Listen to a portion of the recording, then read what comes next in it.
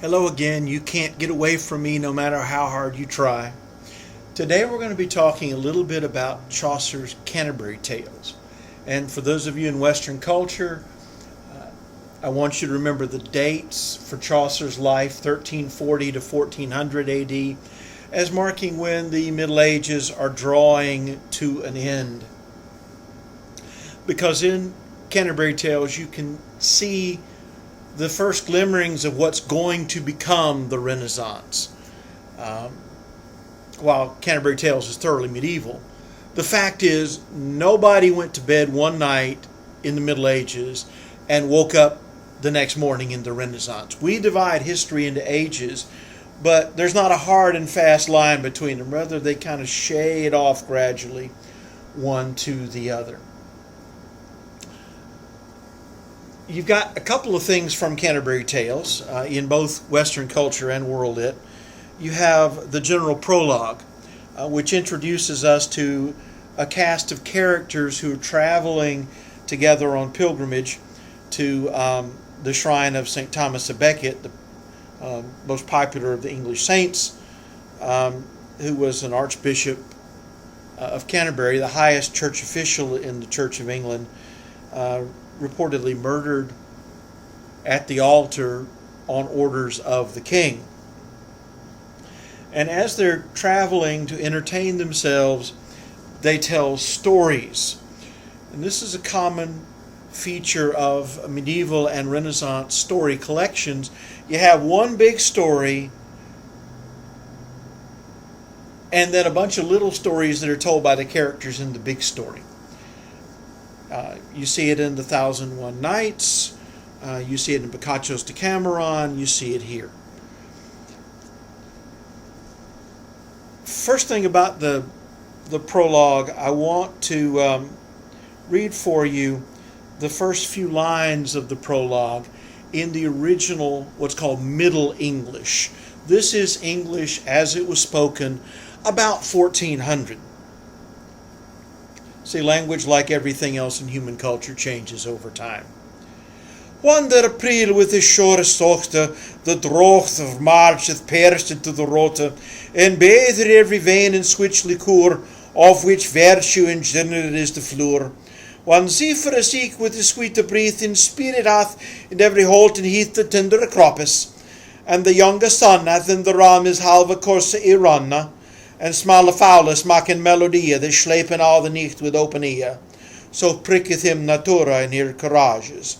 Then langen folk te goen on pilgrimages, and palmeres voor de zeken strange strandes, to ferne halwes, kutha in sundry landes, and especially from every citizen of England to Canterbury the wende, the holy blissful martyr for the sake, that them hath holpen one that they were seeka. Now, if you didn't understand any of that, you have a modern translation of it. But I wanted to give you a taste of what English sounded like at the time. You've got in Western culture, you've got two stories from Canterbury Tales. In World Lit, you've got two stories in your book and a third story on canvas that I want you to read. You're both going to be reading the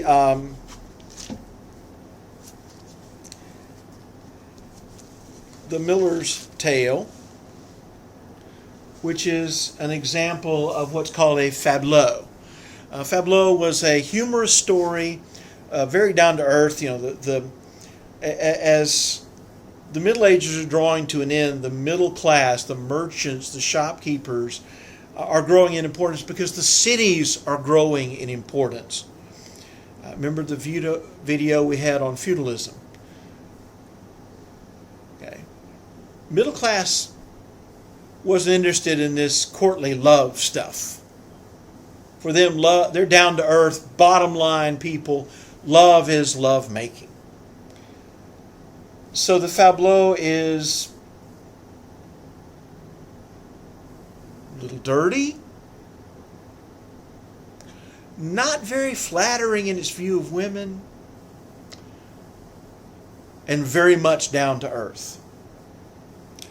You're also reading the Wife of Bath's prologue and tale, and in Middle English that would be the Weef of Bath. She is the caricature of a woman held in the Middle Ages, somewhat misogynistically, I'll confess. She, first of all, talks way too much. Look how long her prologue goes on.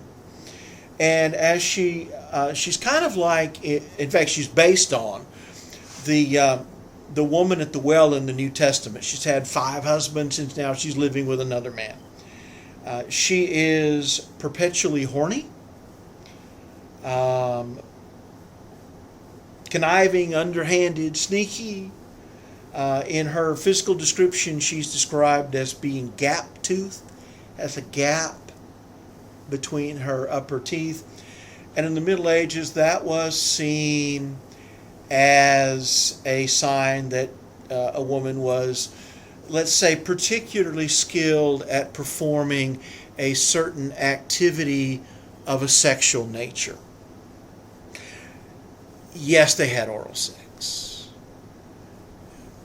There are only 3 openings in the human body large enough to accommodate a penis. All 3 were found in antiquity. But look at her story. And what message is her story communicating?